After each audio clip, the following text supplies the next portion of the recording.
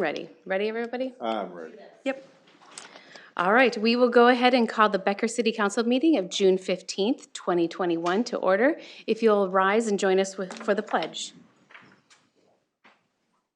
I pledge allegiance to the flag of the United States of America and to the republic for which it stands, One nation, under God, indivisible, with liberty and justice for all.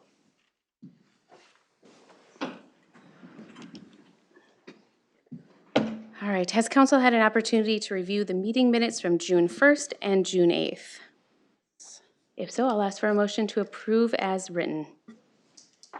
I'll make a motion to approve the council meeting minutes from the 1st and the 8th.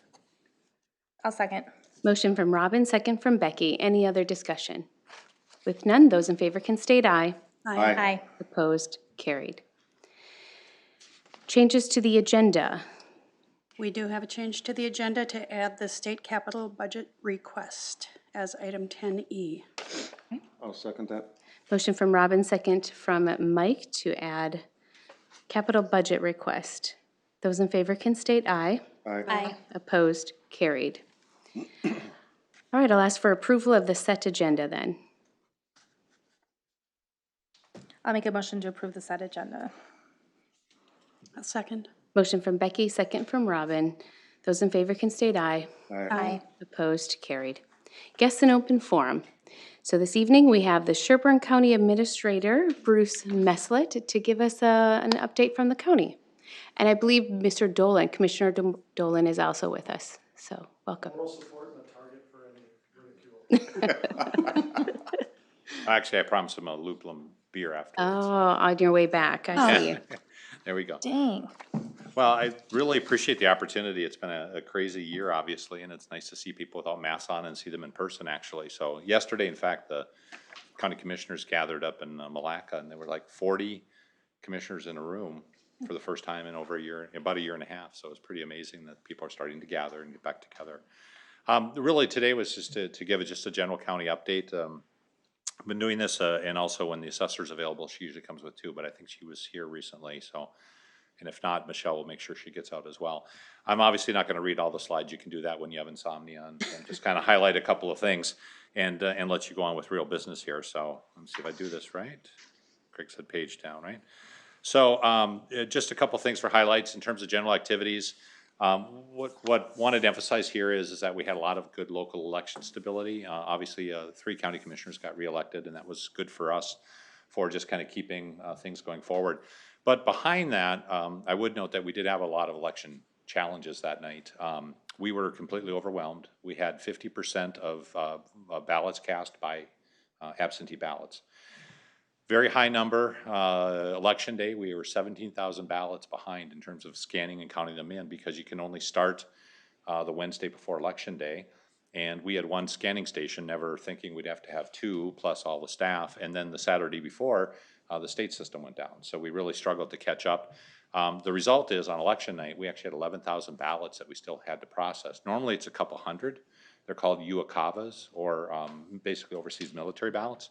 And so the challenge was we were still counting. And even though technically you have a day, and in this year because of COVID we had 2 days to count, it created a lot of stress. Part of the problem was the state website, if you went on there, would say 100% of precincts reporting. And of course the Secretary of State says, but it says unofficial until canvassing. Well, people don't understand that, because what it really should say is 100% of precincts are reporting something, because we were still counting. And as a result, we actually had one race that when they went to bed, the count was one way, and got up the next morning and it had flipped.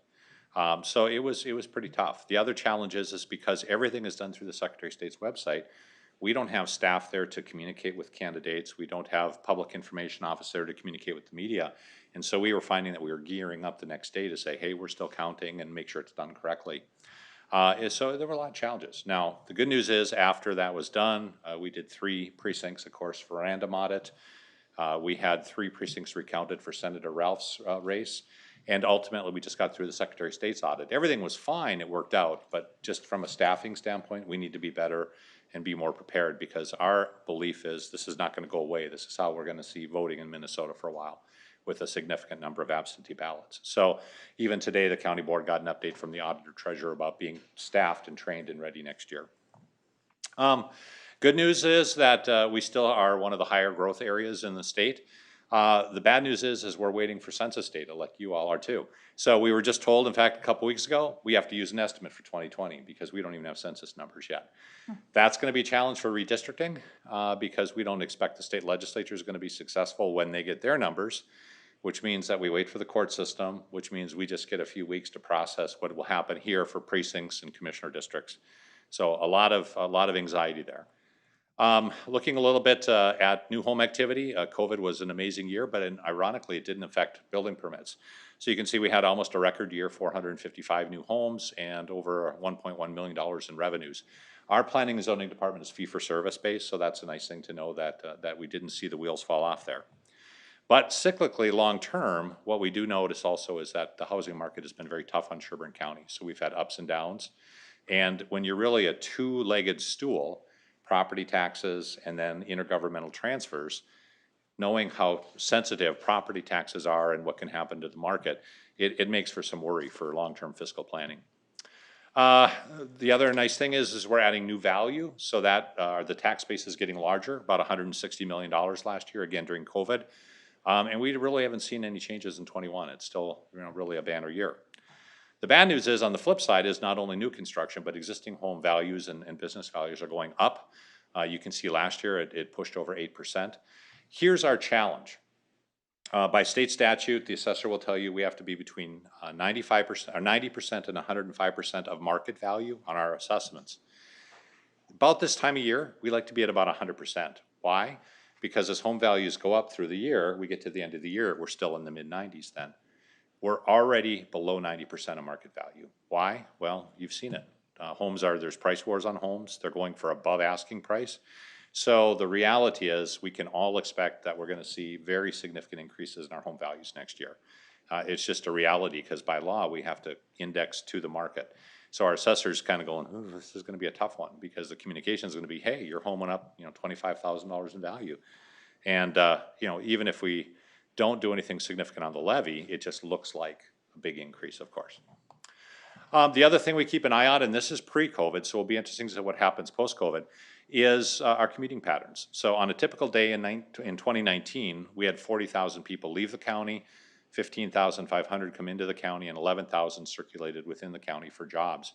What does that mean? Well, of course, we have people going all directions for jobs, but the worrisome is the number below it. 52% of our county residents are commuting over a half hour to work. So work and back means they're spending an hour in their car. If you spend an hour in your car, that's an hour less with your family, an hour less at church activities or school activities or park activities or civic activities. So it's a quality of life issue, and that's why the county board is focused not just on having great neighborhoods and great schools, but we also have to be a great place where you can live, work, play, and recreate, and that means having job opportunities as well. So we do keep an eye on jobs. The good news is that focus is starting to pay off. You can see that with the exception of Wright County, our job growth has been one of the best in the regions, which we like to really keep an eye on because that, of course, means we have people staying here. The other challenge is the type of jobs. We have a good mix of private sector and public sector jobs, but you need to have well-paying jobs to afford our homes here, especially when they're going up. So the old days of, we get a call center and it pays $7.50 an hour, yay, we have jobs.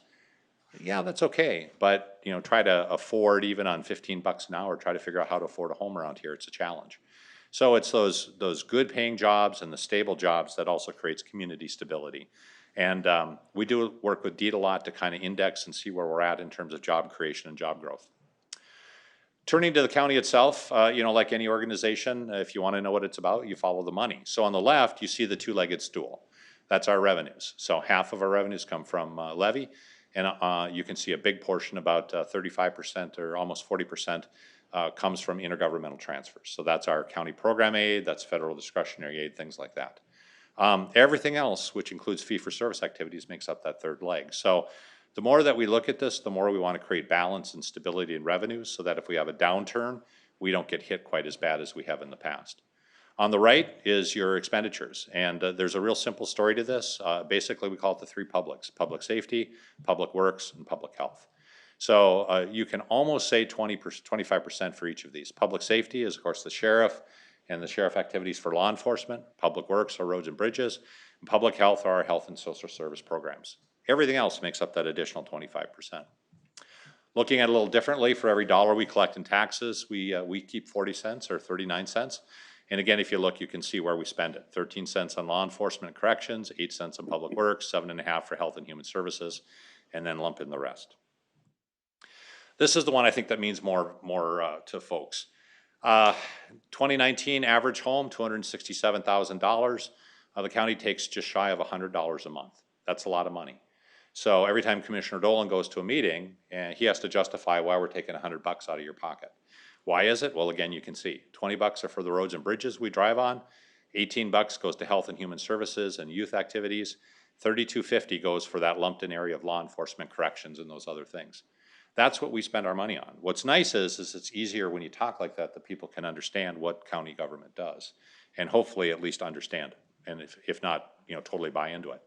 Historically, the board has been amazing at keeping a very tight focus on not having a levy increase, about 2% over 10 years. You'll notice the last few years, however, it's been in the 4%. Why is that? Well, about 5 or 6 years ago, the board spent some time talking about the organization. What we realized is we were actually becoming a feeder county for other counties. People would come here, get a job, get trained up, get a little experience, and go to a higher paying job. So our deputies would come here, get trained up, and they would go to Anoka County or down to Wright County. Our IT staff would do the same thing. We weren't properly looking at our market, where we see employees going and where we take employees from. So we'd index to Benton, or we'd go and look at Mille Lacs or some other counties. The reality is that we have become more metro focused. And so those indexing, that increase was that we raised the stability of the workforce by actually making a market index to the Twin Cities where we compete for jobs. And that's been successful. Our retention has gone up, our stability has gone up, our experience has gone up. We don't have the turmoil, but it did cost money to get to where we're at. I have to tell you, it's still a challenge. We just lost a really good IT person. They're making $50,000 a year more than what we were paying them. Now, it's private sector, and they get to work at home. Sorry, I can't compete with that. So maybe Greg can, but I can't. So, if you put everything together, the other thing we like to note is that even with those levy increases, but with the growth in our tax base, we've averaged about a 2% decline in the tax rate for the last 8 years. That's where we look and compare to other counties. So what we try to do is be very good fiscal stewards. A couple notes, a plug on transparency. The board did purchase OpenGov last year, so that if you're really interested in where the county spends its money, anybody can go onto the OpenGov website. You can download anything you want to know about the budget. You can also build your own county budget, which I don't like, but the commissioners like, because you get some interesting ideas. Like if you just got rid of that administrator, you'd save some money there. So a couple highlights for you. Broadband is a big issue. We really got, we knew this. In fact, there was a briefing this morning. If you're interested, we just had a new survey done of where our broadband gaps are. But several years ago, we did a study, and then we worked really hard to try to fill in some of the gaps. COVID really laid this to bear. We had students that had their homework delivered by school bus because they didn't even have dial-up. So there was no chance they could work from home. So the schools just brought it by paper, picked it up the next day by paper. We have some very significant needs in this area, as do a lot of places. And the county board had put some money into it, and then last year we put some more effort into it. But it's going to continue to be a very, very big major issue. Other things on the horizon, county park projects, regional trails is new for us. We actually have a parks person now, full-time.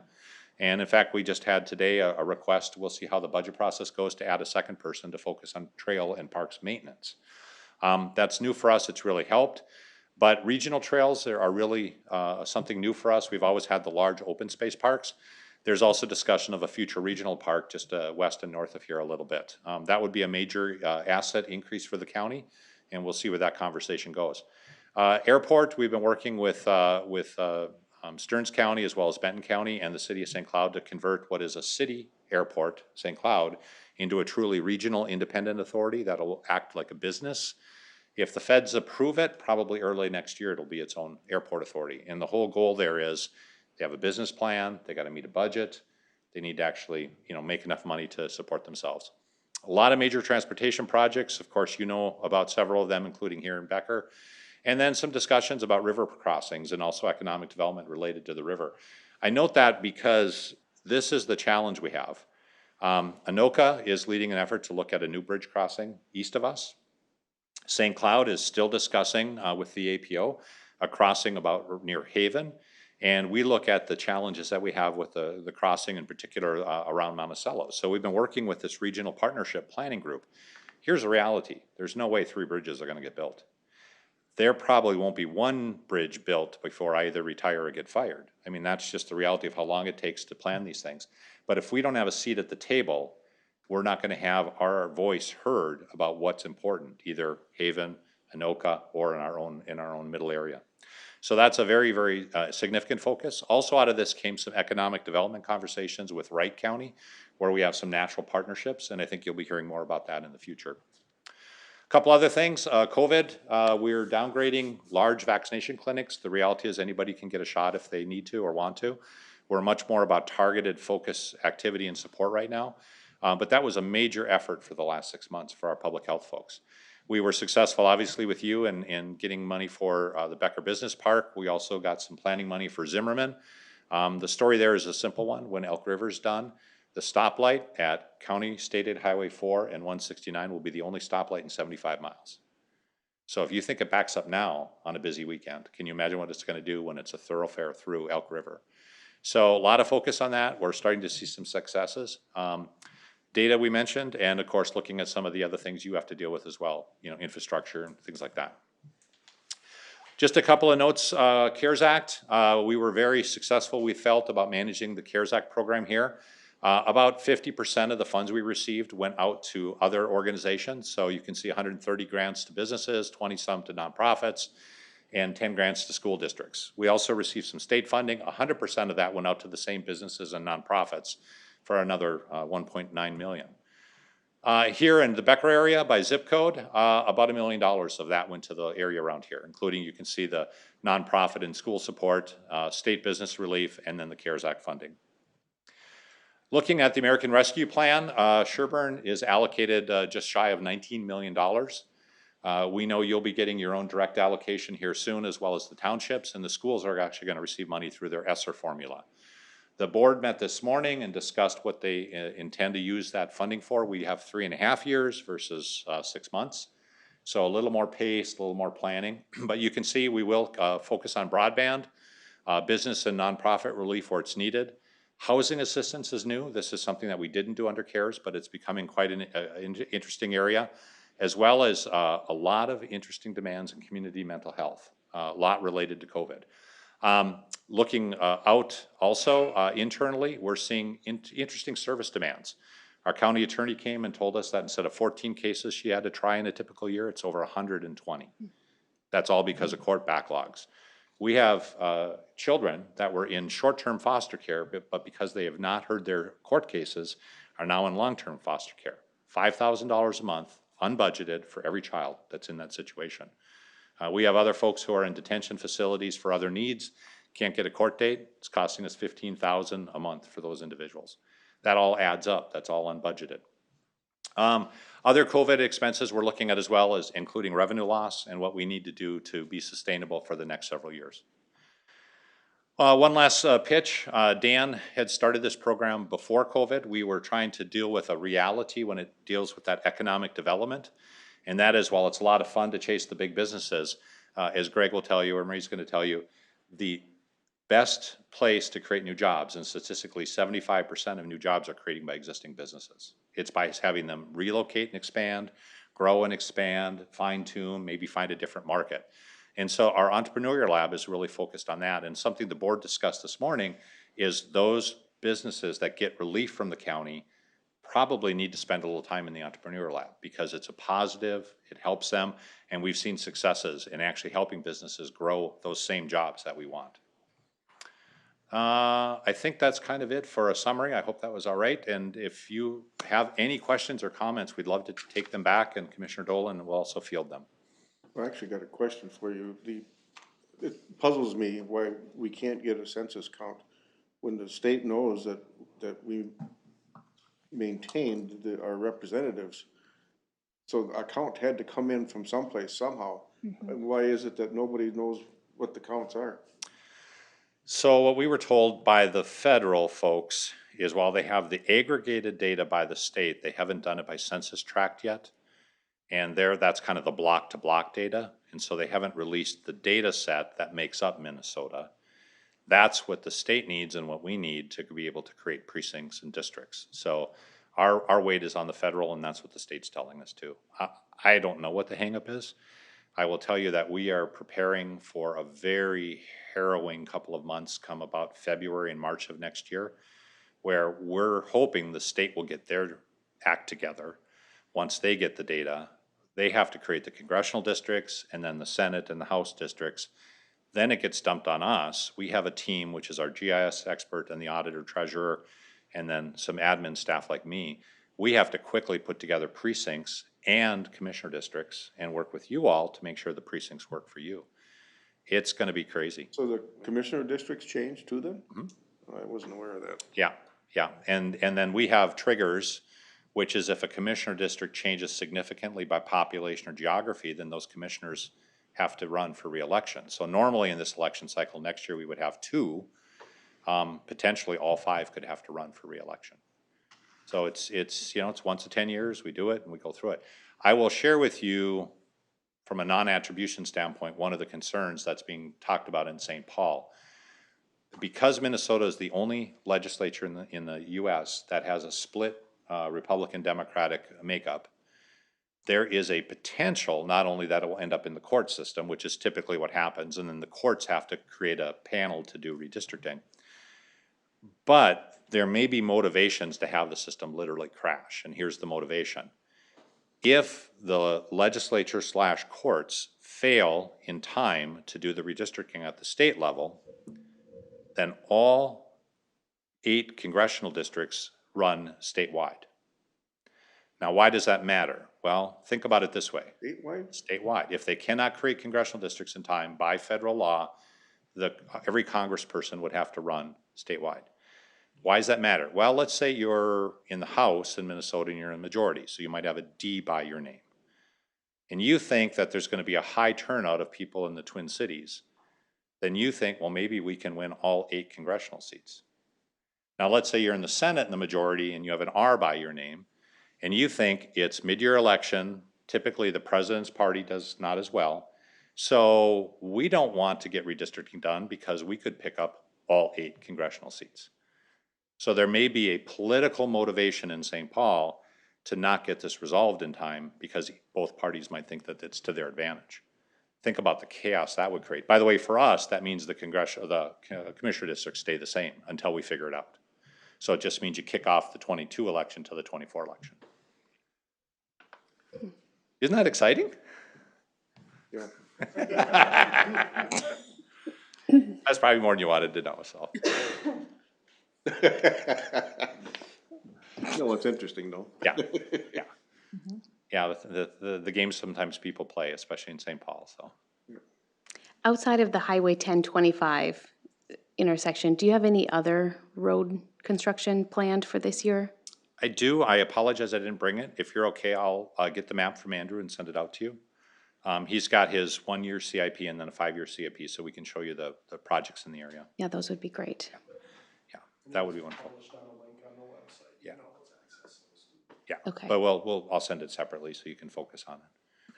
And if you ever would like, just a briefing from Andrew or Gina, our parks person, just let us know. We'd love to have them out and they can kind of give you an update. We're really excited with what's happening in parks.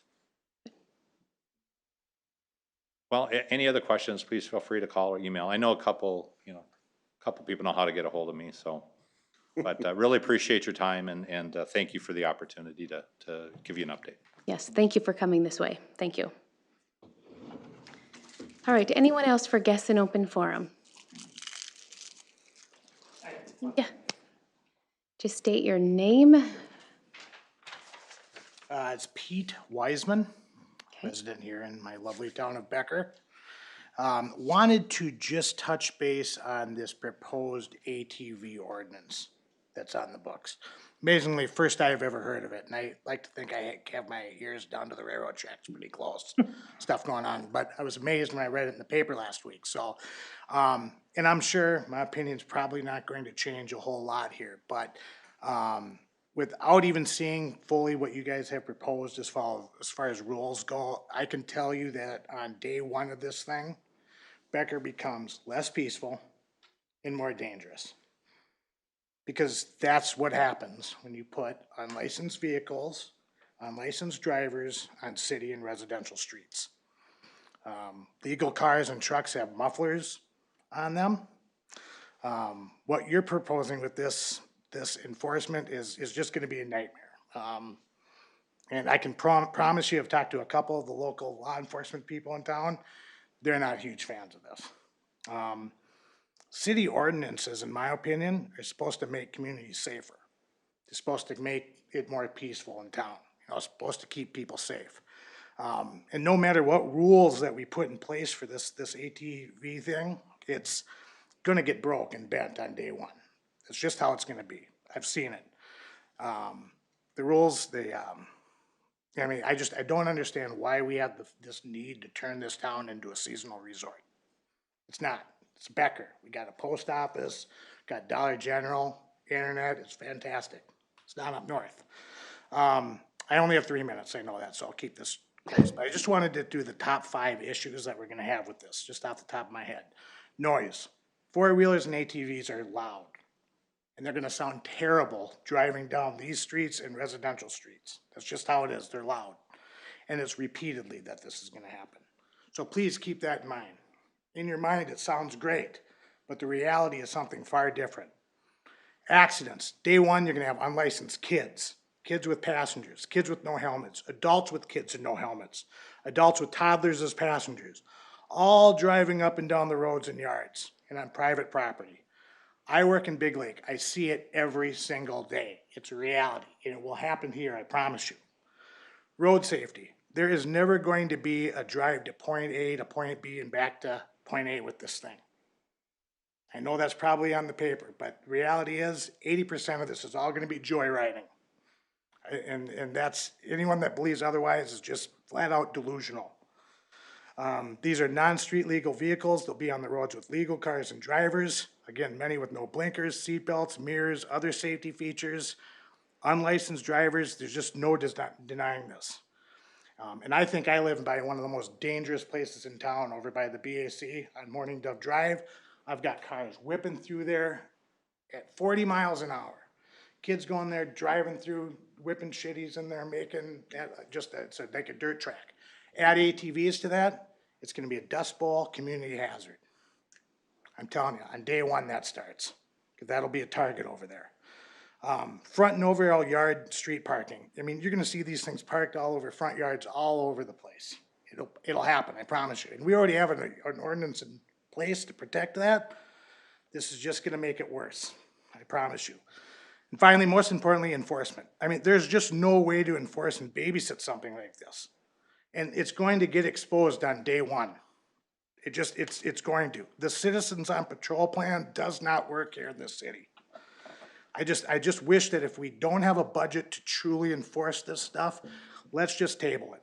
Because it's not the job of the people in this town to enforce and police city rules. You know, people hate it. People hate being the bad guy. I hate being the bad guy. You know, they just want to enjoy their property in peace. And finally, I would love it if you can address some of these issues that I know that that's not what open forums are all about. I'd love to hear your opinion on it at some point. But at the end of the day, the city does not need this ordinance. It just doesn't. The local police don't need the stress of dealing with ATVs and this ordinance. The people of this town that enjoy peace and quiet don't need this ordinance. We don't need it. Thank you. All right, thank you, Pete. I'd like to invite him back for the public hearing next meeting. Are you aware of that? That we're gonna have a public hearing on this? I thought this was the public hearing. It's supposed to be, but it's gonna be next week. It's gonna be the next meeting. So Yeah, definitely don't leave until you have a I guess I'm inviting you date. to come back. It'd be my honor and pleasure. All right, anyone else for the open forum? All right, if not, we'll move on to committee reports. How about personnel? Personnel, we met last Friday. We just Becky. kind of, Pete, are you leaving? I know. Will you talk to the police chief before you leave? Maybe he can help you with a date. Sorry, council member. I wanted to make sure he got the info. fine. So we met last Friday. We obviously talked about some staffing updates.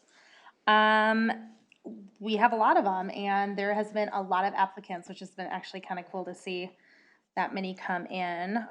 There has been a new hire for administrative support specialist, so she's gonna be starting soon, so that's exciting. Really, that's about it, and then we just, of course, did an update on our compensation study. And that's about it. Okay, how about the EDA? EDA met last night. We talked about the market conditions in the area and what they're seeing and lack of housing. Highway 10 corridor plan, the T-Town plat is almost done. I believe Marie is hopeful that it'll be finished up this week. Solar development, just noted that we have made the comments that we needed to make. Comprehensive plan, I said that right, is I complete. did the same thing. And there'll be a public hearing at planning on the 28th, and then it'll come to council. Code amendments, lot size and accessory structure height have both been changed and modified. Potential development, Fossum Fields, Elkwind, and maybe some interest in the 10 acres that the city has over by the community center. We did a lot of things. We saw some marketing videos that were pretty interesting. We looked at what the parkland dedication fee is in comparison to nearby communities to make sure we're competitive in the right area. And then we talked about the interchange project, and that was what we added to the agenda tonight. All right. Was it? Any other committees that are not listed? The only thing I will say is Becker Freedom Days is approaching. That is this current week. Yes. Yep, go get your swag. Go get your t-shirt. The t-shirts are sold at the Becker Community Center, so you can grab them there, but we will be out and about at different events all week, so. And if people are wondering what activities are coming about, it's beckerfreedomdays.com that you can catch the schedule. I believe it's posted pretty much everywhere in social media and the newspaper, kind of everywhere I've seen, it's been posted. And then fireworks, that has been a question that has been prompted to me, are being set off on the south side of Highway 10. So anywhere along the frontage road is a great place to sit as long as it's closer to the Becker Furniture World and Jubilee. It's a great viewing spot, so. All right, we will actually jump to board, committee, and consultant reports because Chief Balloon is doing a directive that we directed to. So we will call for a public hearing for changes to Chapter 10, Section 10.08. Oh, sorry, he's again there. He's back. Are you ready? You're up. All right, we'll formally introduce public hearings. So public hearings for change of the fee schedule with Chief Balloon. Mayor, good evening. Everybody else, thank you. Yes, tonight the request is for a public hearing for a change of the fee schedule. Coincidentally or interestingly, the fees, the change that we're looking at is a $5 permit fee for the ATV ordinance or recreational vehicle ordinance. So with that, I guess I would ask that the public hearing be opened. All right, so I will go ahead and open the public hearing at 5:35 PM. If there's anyone here that wishes to address the public hearing for the fee structure, please approach the podium. Seeing no one, I'll ask for a motion to close the public hearing. Public hearing. Second. Motion from Mike, second from Robin. Those in favor can state aye. Aye. We're closed at 5:35 PM. And Mayor, thank you. And the reason for this is we're kind of putting the cart before the horse a little bit here. My fault, I dumped something on Julie that wasn't quite ready for formatting. Significant as the change in the ordinance that we're looking at is, as you, several of us know, there's a significant number of changes being made to the ordinance to allow for this right now, so we'll get that at the next meeting. Again, for tonight, it's just the $5 permit fee we would be adding to the fee schedule for the city. So with that, look for a motion and second to approve ordinance 236, second series, and ordinance revising section 219 of chapter 2 in city code providing for fees related to licensing.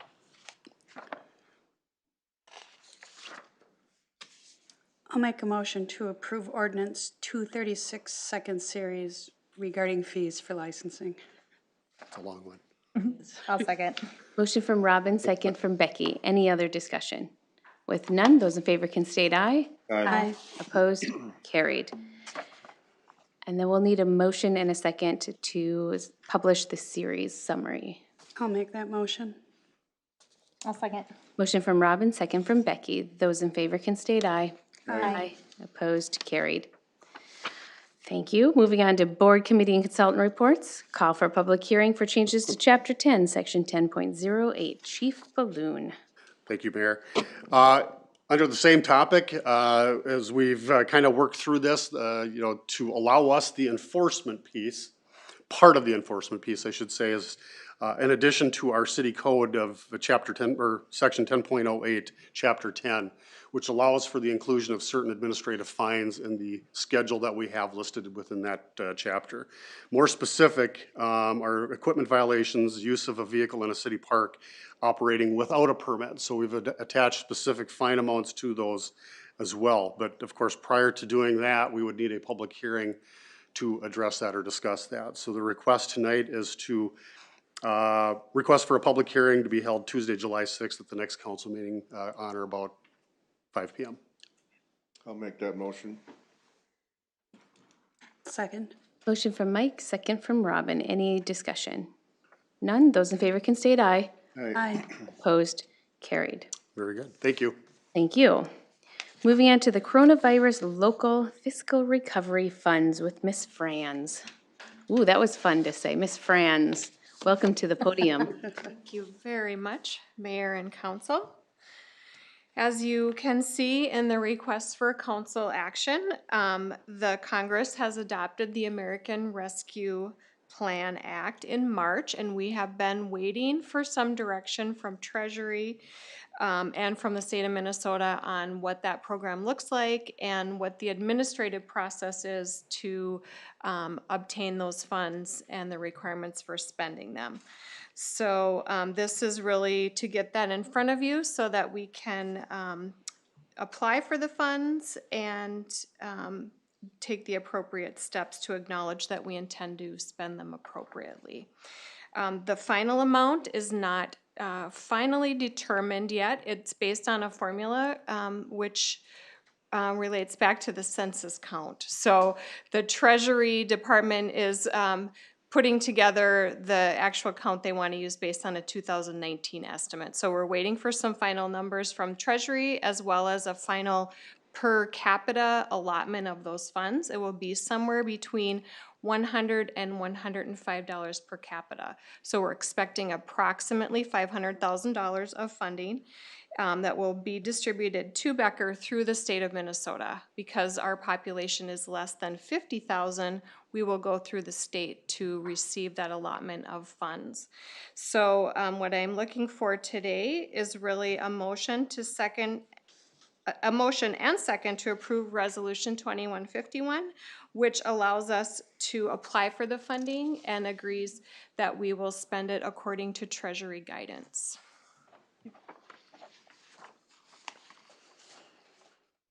I will make a motion to approve Resolution 2151 to accept the Coronavirus Local Fiscal Recovery Fund established under the American Rescue Plan Act.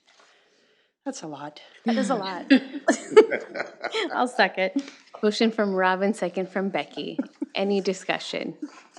Hearing none, those in favor can state aye. Aye. Opposed? Carried. Thank you. Thank you.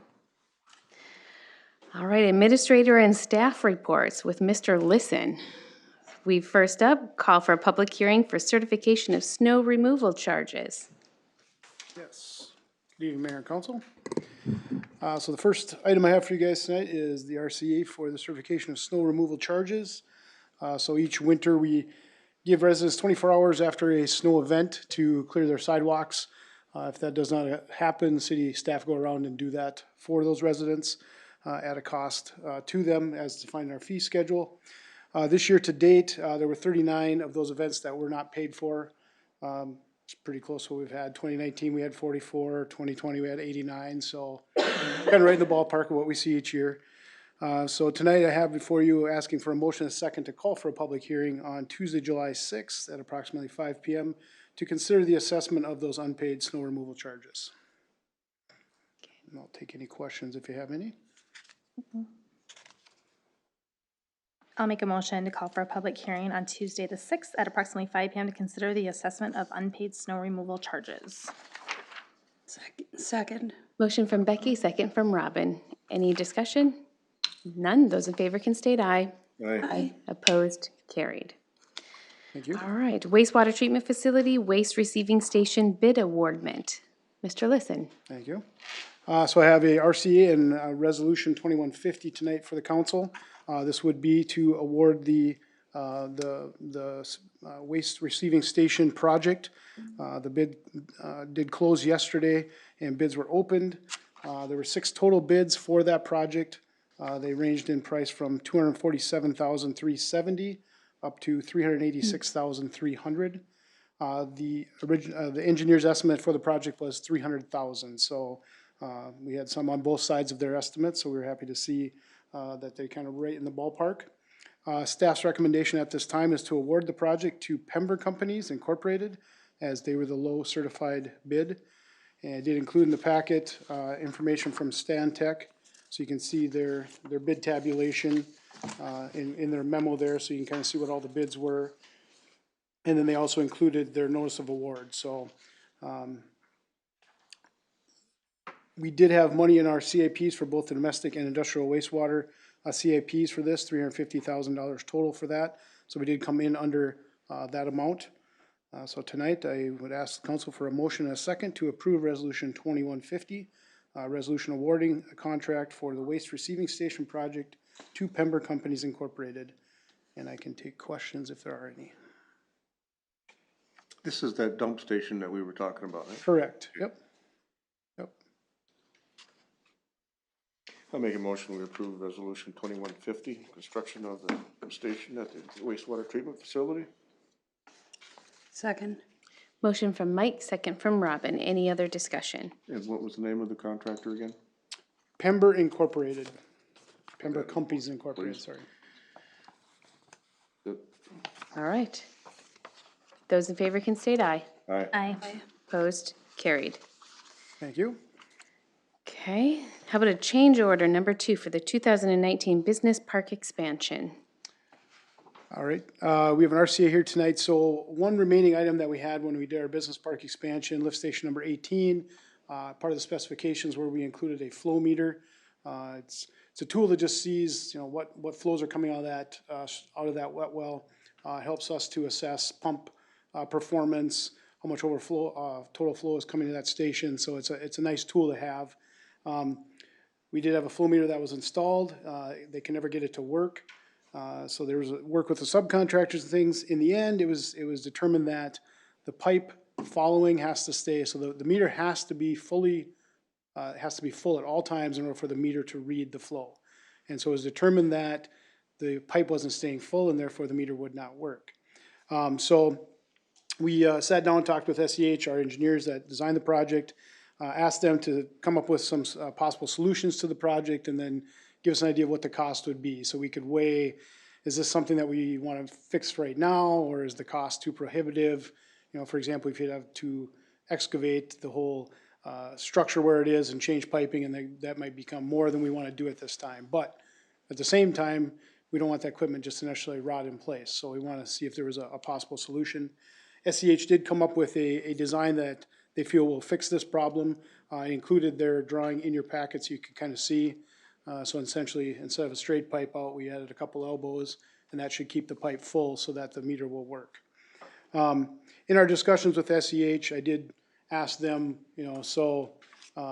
this looks like possibly this could be something that, maybe there's not enough flow currently to the station, or if there's enough flow, then the pipe would stay full kind of thing. But we are changing the design, so I just asked them kindly if they would share the cost on that, because it did seem like that would be a logical request. You can always ask, right? You never know. They did actually agree that they would share the cost with the city, so they did go out to R.L. Larson, who did do the project out there, asked them for a number to do what their design states. The cost for that was $11,809. So they did prepare a change order, which I've included in the packet tonight. And so tonight I'm asking for a motion and a second to approve change order number 2 for the 2019 Business Park Expansion Project, which would fix the flow meter issue with Lift Station 18. And I can answer any questions if there are any.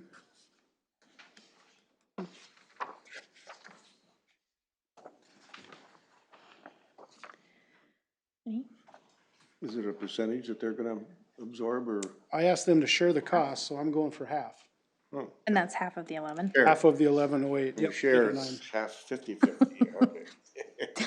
What kind of sharing That's do you what I'm do, going Mike? for, Yeah, anybody want to share with I wanna Mike? share with Mike, Yeah. 70-30? Okay. I make a motion, we approve, change order number 2 for the 2019 Business Park Expansion. I'll second. Motion from Mike, second from Becky. Any other discussion? With none, those in favor can state aye. Aye. Opposed, carried. All right, call for a public hearing to change the fee schedule. Mr. Lisson. All right, last item for you guys tonight. So the RCA here, essentially, with our dry year that we're having, kind of brought back to the forefront our city watering regulations, ordinances. And when we're looking at that, I'll be honest, this is something we've kind of talked about in the past, we've never really done with, because we haven't had the need maybe to enforce it as strongly as we should have. So in looking at some of what our neighbors do as far as fees for if you are not following the city's ordinance, what kind of fees are charged? Ours is currently, your first offense would be $25, second and every offense after is $50. Our neighbors, most of the ones that I saw were $50 for a first offense, $100 for your second and every offense after that. What I'm proposing would be to change it from first offense 25, second offense 50. We'd say our first violation is a warning. So we want to help people remember that we do have an ordinance, even as we've been talking with our community about it now. A lot of people are not aware that we have an ordinance for watering, that there are restrictions. So we do want to educate people and give them every opportunity to adhere to that. So we don't want to just kind of bring the hammer down right away. So the first time would be a warning, second violation would be $50, third would be, and every subsequent one would be $100. So we are recommending as a staff that these changes will bring our penalty for this activity more in line with our surrounding cities, our neighbors. So I'd ask tonight for a motion and a second to call for a public hearing on July 6th, 2021 at approximately 5 p.m. To consider changes to Chapter 2, Section 2.19, addressing the city's fee schedule. I can take any questions if there are any.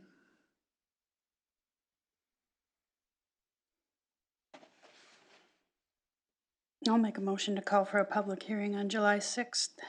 I'll second that. Motion from Robin, second from Mike. Any other discussion? With none, those in favor can state aye. Aye. Opposed, carried. Thank you very much. Thank you. State capital budget request with Ms. Flipson.